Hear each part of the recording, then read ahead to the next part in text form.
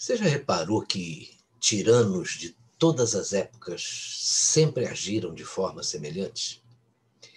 Se existiu aí um manual do tirano, com certeza ele foi leitura obrigatória de todos eles. O roteiro é quase sempre o mesmo. E aqui no Brasil nós precisamos tomar cuidado, e muito cuidado, para que um tirano em pele de cordeiro, que está mais para a ovelha negra, não volte ao poder.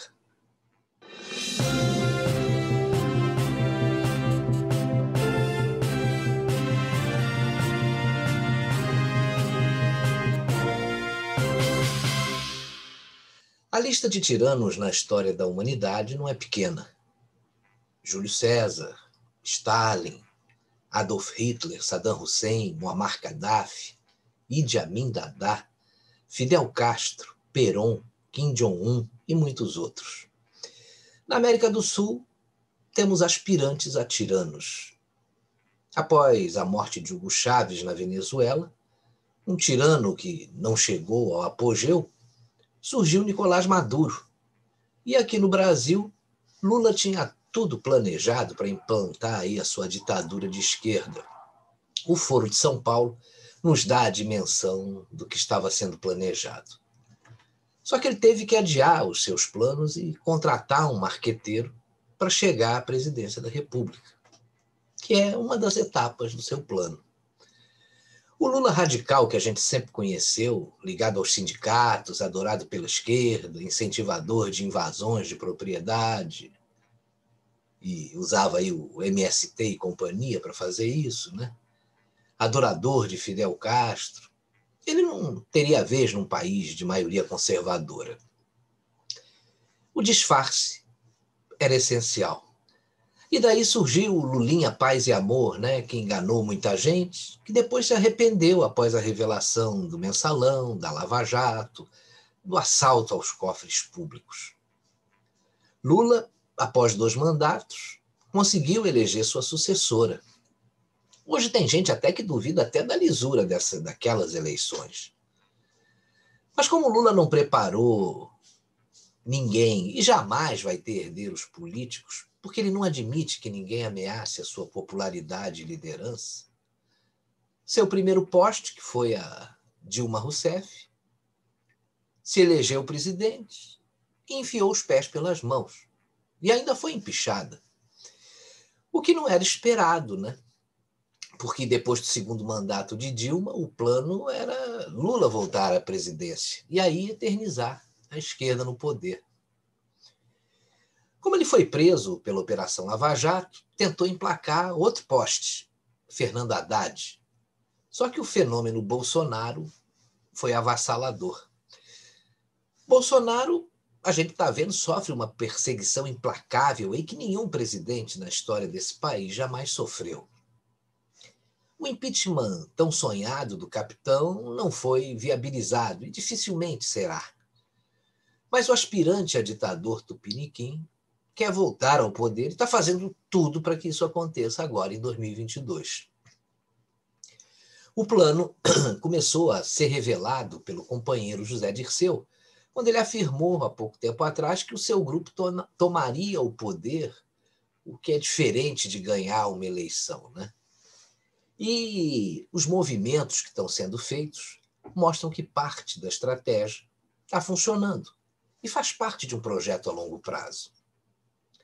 Esse projeto começou com as nomeações de ministros para o Supremo Tribunal Federal. Hoje, 7 dos 11 ministros que estão lá foram nomeados por Lula e Dilma. Na troca dos favores nada republicanos, aconteceu a anulação do processo que corria em Curitiba.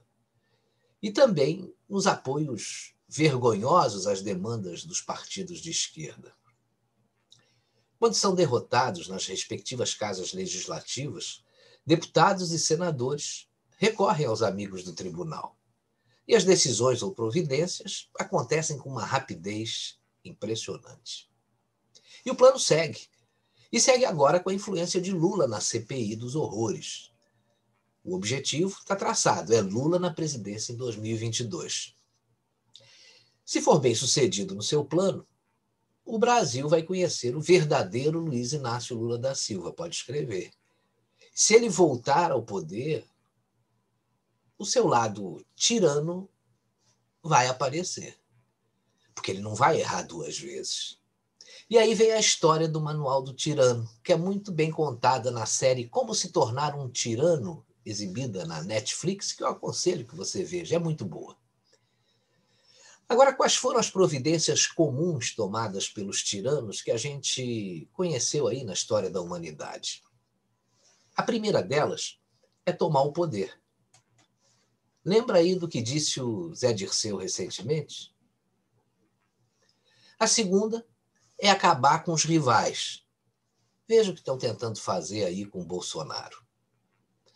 Depois, reinam com terror, né? E amostras aí do que são capazes os governantes petistas, do que são capazes, aliás, os governantes petistas, a gente viu durante essa pandemia, com medidas restritivas e uma repressão que chegou a assustar muita gente. Em seguida, eles querem controlar a verdade. Lula tentou implementar o controle social da mídia, mas não conseguiu. Se voltar ao poder, essa com certeza vai ser uma das suas prioridades. Outra demonstração evidente aí de controle da verdade são as iniciativas para censurar e restringir a liberdade de expressão nas redes sociais. E os bobalhões da imprensa não sabem o que espera por eles lá na frente. Mas o ódio pelo Bolsonaro é tão grande que eles não conseguem enxergar isso. O passo seguinte é a criação de uma nova sociedade. Basta a gente observar aí determinados movimentos sociais e a tentativa de imposição de pautas de minorias, como se fosse o desejo da grande maioria da população, o que não corresponde à verdade. Esses passos aí são fundamentais para atingir o objetivo seguinte, que é governar para sempre, após a implantação de uma ditadura de esquerda cheia de princípios democráticos. Só quem não conhece história para cair nesse conto do vigário. Lula pode não ser visto hoje como um tirano, mas quem conhece o seu passado, suas ligações com grupos radicais e sua admiração por ditadores de esquerda, não pode esperar nada diferente de um futuro tirano, agora ainda enrustido. Os tiranos mais bem-sucedidos na história sempre foram populares. Iam salvar seu povo, pelo menos no discurso inicial, né? Porque depois todo mundo sabe o que acontece. Mas a promessa é essa. É proteção, salvação e uma transformação na sociedade. Tudo para o seu bem. Só que eles vão te anulando o tempo todo. Eles não querem te dar trabalho. E aí só tem espaço para os representantes. Quando eles governam, eles agem por nós. Aí os intelectuais do partido pensam por nós.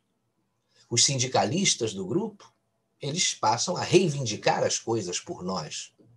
E os jornalistas amigos dizem tudo por nós. E nós? Nós fomos anulados por todos esses representantes do bem. E quando a gente cai na realidade, aí já vai ser tarde demais. No começo, tudo parece uma maravilha. Mas depois, todos nós sabemos como isso acaba. Ou não acaba.